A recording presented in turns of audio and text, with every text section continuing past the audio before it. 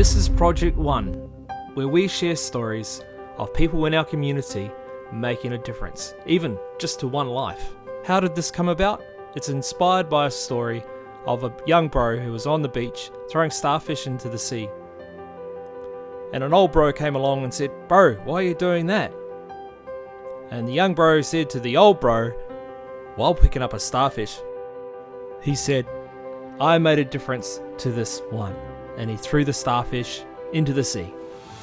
So this is where our first story begins. This is Caleb, this is Gabe, and together they are Toa MiniCross. And who is this guy? Well, this guy, his name's Ken. He's a pastor, futurist, and entrepreneur. And we want to share with you what Caleb and Gabe are doing to make one difference.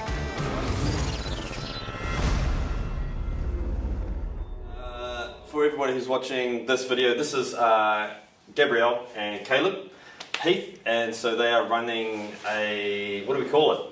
A ride day. Or a ride day and Track potentially day. Camps. Yep. Motocross, motorbike camps. Yep. For young people. Yep. Yeah. Specifically at the moment for at-risk youth. Yeah. That sort of thing. Yeah, at-risk youth. So, and so they're going to tell us a bit about their journey and a little bit about their story and how they got into this. Well, realistically, the long story is it started in Africa. In southern Africa. Yeah. Africa as in the Africa. country. Continent. Yes. Yeah, the continent. Yeah. So, we wanted to like. What were you doing in Africa? So we wanted to Sightseeing. adopt one of our children. We kind of. when 3 or we 4 first years got in, married, yeah. we talked about how we felt we were going to help children in the long run, and we didn't know how, but we wanted, our goal was to adopt a kid. So Yeah. we went over to Africa. So my dad was born in Swaziland, in South Africa. So we thought it would be cool to go over there. We know a few people over there.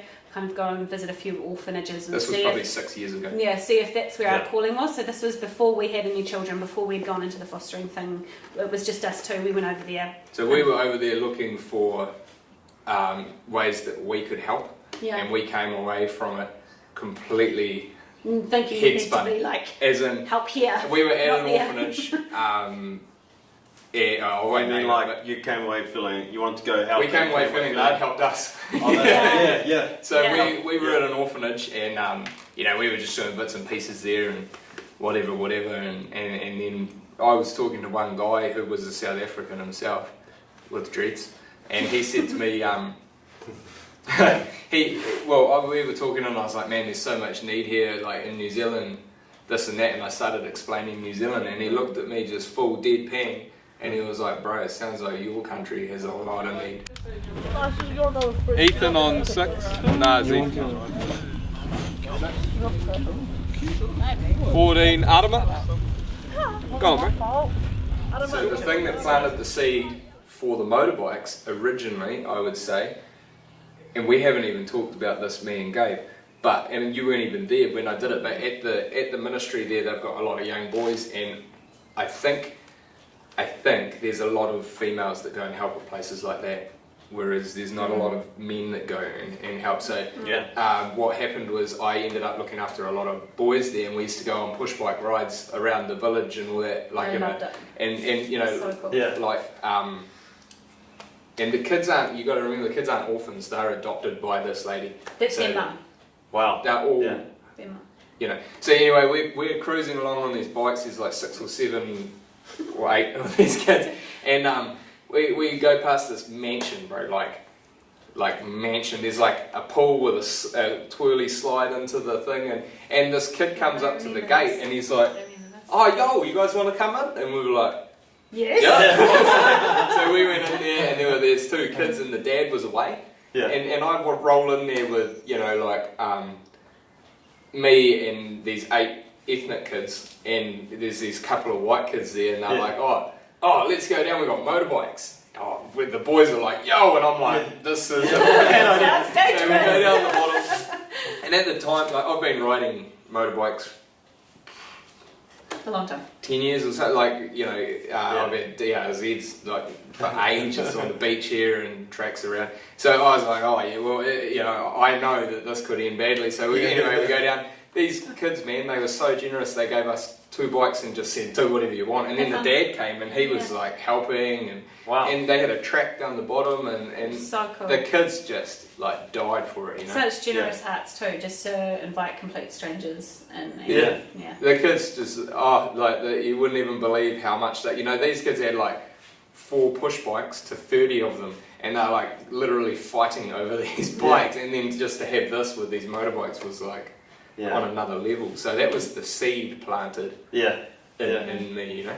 Alright. And so I've just loved motorbikes for that many years. So then we just started on the whole fostering journey and have kind of found our way with different children and different ages, and figured out what we can and can't have, and what connects well with our family and what doesn't. And then Ethan came along.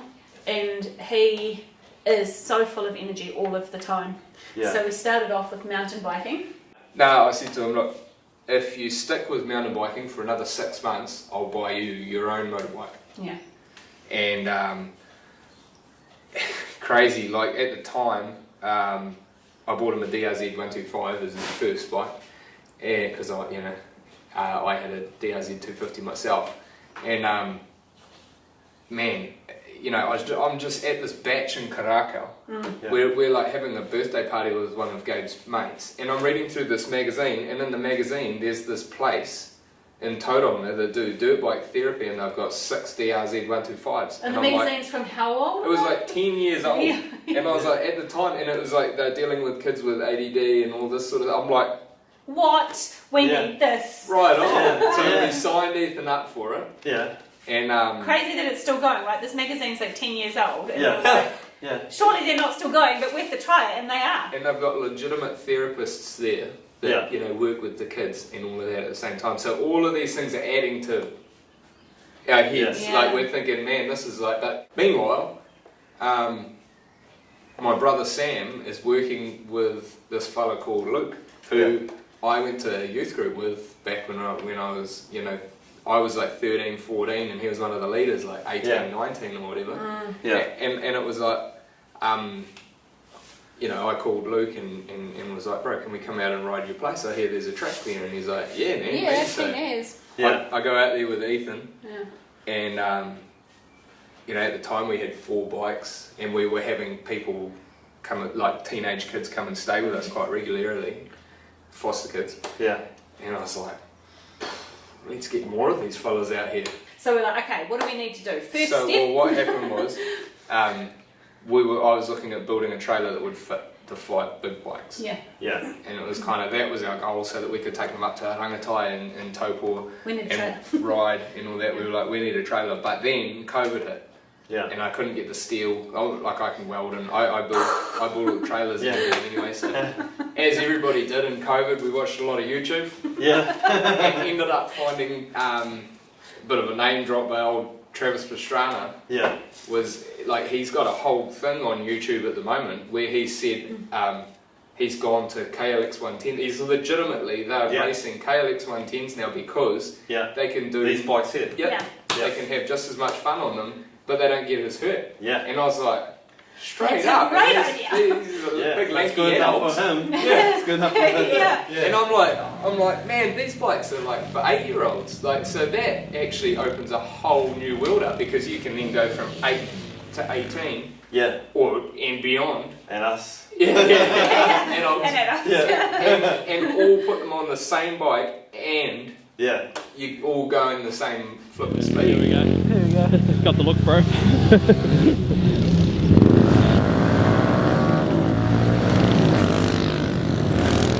you feel like that this is a God-given purpose at the moment? Yeah, definitely. Yeah. This is not something that, like, financially for me, I actually still don't know how this has been possible for us. Yeah. Like, this is an idea that we both, Caleb and I both Who's paid for it? We have. Oh, and also with respect, we've had a couple of family members invest some money into them. as well. But predominantly it's been us. But literally, like, Caleb has like been talking to God about this amazing deal. Like, he was like, one day he was like, God, I really want to do this Kawasaki thing, and I really want to get all these pit bikes, God, but I've got no idea. At the time we had 3 of them, eh? 3. We had the Yeah, Thumpstar, the Forza, and this one Kawasaki, and I prayed straight up, man. I was like standing in the shed here. I was like, right now we have the money for another 3 Thumpstars, Yeah. which is the cost of 1 Kawasaki. Yes. And I was like, Yeah. Which way do we go? What do we do? if I get another 3 Thumpstars, we've got 6 bikes and we're ready to roll. I was like, Lord, like, I don't want to go that way. I want the best bikes, you know, like But I we've want. got no idea. I don't know how the heck I'm gonna afford this. And then, This is how much we need God. This is how much, and God, I don't know how. Like he was even like, I don't even know how to talk to Gabe about it. You were like, Yeah. I don't know what to say. And then boom, I feel you. I'm not even kidding you. Yeah. 24 hours One later. day later, Yeah. through a series of events linked to COVID, we had like 12 grand dropped in our There was bank this account. money just appear out of nowhere. Boom. And Right. whenever we've been like, God, we really need this, 24 to 48 hours. So Yeah. we Yeah. went from thinking to ourselves, initially, right, we're going to have 4 Chinese bikes at $1,500 each, so there's 6 grand to Yeah. drop on it, and then I'll build the trailer, and there's another grand or 2 grand for me to build it. You know, our neighbour generously helps with steel for the trailer, and we get a tax break for the business that wasn't like. We weren't expecting it all. There's just been Well, things happen that have just Yeah. been, every time we've been like, God, are you sure? Caleb and I are one foot in front of the other, Yeah. open to interruption, which Yeah. means for us, we think this is where you want us to go, God, so let's just start moving. Yeah. We don't like to stand still. If we feel like God's got something, let's just start moving and see where He directs us, Yeah, right? that's So good. then we're It's like, the faith journey. do we? Yeah, Yeah. and That God, has if been, you yeah. drop something in our path that changes with the direction, like that's cool, God, we want you to do that. Yeah. But honestly, every time we like, should we go this way? He's like, yeah, and honestly, like every time we take a step, something is there. I suppose we run them loose, Matty. I think they don't bend. Yeah. Not the way these guys are hugging it. Yeah. How do you introduce kids to the God factor? Like, how much of that do you do? Very subtly and in a very, very small way. A lot of them started off like we met them by them coming into our house initially. Yeah. And when kids come to our house at night time and stuff, we're openly Christian with them. Like we're not super religious about it or anything. We're not like really strict with rules or anything like that. But we love God and we want people to know that we love them in the same way that I love my husband and I want people to know that I love him. Yeah. I want people to know that I love my God. Yeah. But So also we want these kids to know, and I think that's where you know, Luke said the other day to me, man, you're a ratbag in youth group, you know. And honestly, Yeah. I still am. Yeah. We are real, and we also don't care about small stuff Yeah. at all, as Yeah. in the swearing. And I'm not condoning these things, Yes, yeah. by the way. Yeah. But the small things in my mind with these kids is swearing, porn, Yeah. weed, alcohol, that Yeah. sort of thing. I know that's big and hard to say, and Yeah. we're not saying we condone those things either. But what we're saying is we give them the freedom to be that, and also choose God if they want. Yeah.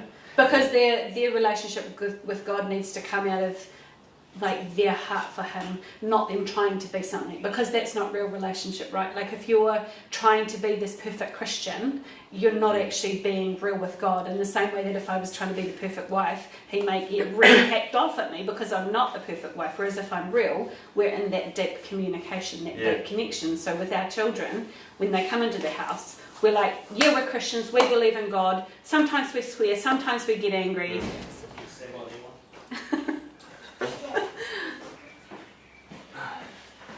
So we want to give you a check.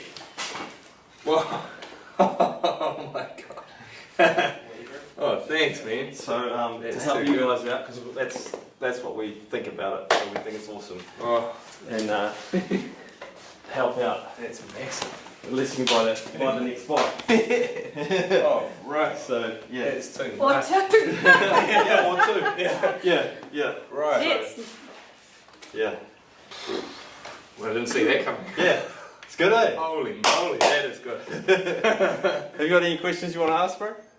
what do you guys need right now in the sense of like going forward in the short term? I said to Caleb, we've never felt so supported by our church and by our church family. Like, not just you guys, like other people in the congregation who know what we do and who've supported us, even with just like encouraging us about what we do with the kids, not even with the bikes, just about encouraging us about the fostering and like prayer. It is always amazing. I know that's not a physical thing, but sometimes that a lot of the time that's like the core of it all, right? Like prayers for our family, because obviously the more obvious you are, the more obvious you are. So I know what prayer, right? Prayer for us is amazing. Like if people can like commit to praying for us, praying for these kids, praying for their families, their placements, their life projection, like just praying God into them and for His intervention and for Him to do what it takes to get them, because that's what I want, right? I want God in these kids. I want these kids to love God as much as I do. So short term, we were thinking second bike, seventh bike, make the stress easier on both of us and whatever. Potentially the trailer, I want to put like a pull out awning type thing off it, so that we're not restricted to one area. We can pull out awning with maybe a barbecue on the side, which I can build all of that now.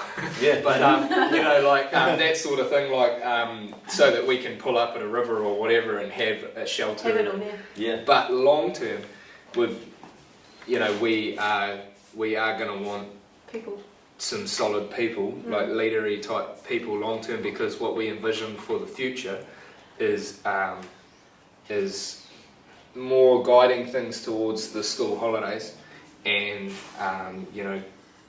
doing like, so we've talked about going on site with ourselves with a tent on the camping somewhere for a few days, and having two separate groups, so having like 6 people come for one night and bonfire and bacon and eggs for breakfast, and then they go home, and then another group of 6 for the next night.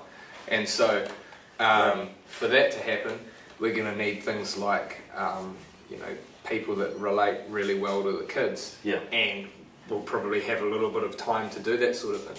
Solid. So the thing with what we're doing is that it's I don't want to sound snobby or whatever, but it does kind of require a certain level of commitment to the vision. Oh, so, to the children. John Maxwell, that's what I mean. Nothing happens without commitment. So like in terms of like, I could help out once a month. Like I really appreciate that, and if I can find something for you to do, awesome. But what we actually need is someone who really feels like, and we've been praying for whoever these people are, and we'll continue to pray for them. But whoever these people are, to like really feel drawn and connected into what we're doing, and who want to be partners with us in this. Like not financially. I don't want any of that, but like to be as invested in these children and love on these kids and love watching them ride and get excited and silly and can have fun, but also love God just as much as we do, so that we know that these kids are safe with them. So like, someone that can sing. A bonfire. Not me. Not him. Cool. Hey, so thanks for joining us and sharing your story for me, the camera crew, and everybody watching. So good, and we're praying for you guys. Thank you. And believe that you guys are in the right place, doing the right thing. And if you want to get behind these guys, then pray for them, or give them some money, or come and help. Anything like that. Come and have a chat. Cool. Epic.